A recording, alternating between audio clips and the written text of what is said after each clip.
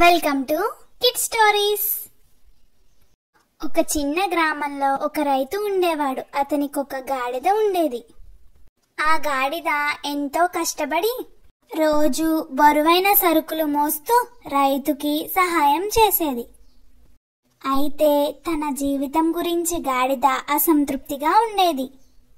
ఒకరోజు గాడిద తనలో తానే ఆలోచించుకుని, నేను రోజు కష్టపడుతున్నా, కానీ నన్ను ఎవరు గౌరవించడం లేదు అని బాధపడింది.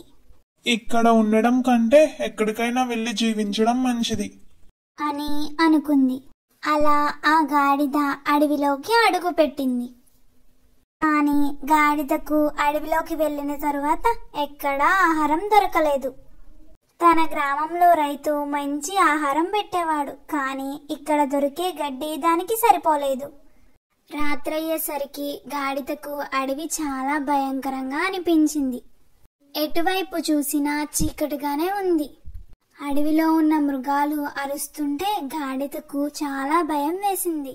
మరుసటి రోజు ఉదయమే, ఇక్కడ బ్రతకడం చాలా కష్టం, నేను తిరిగి రైతు దగ్గరికి వెళ్ళాలి అని నిర్ణయించుకుని ఊరి దారి పట్టింది.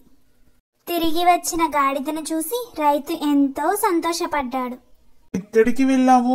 చాలా కంగారు పడ్డాను నేను అని రైతు ప్రేమగా దాన్ని చేతితో నిమిరాడు.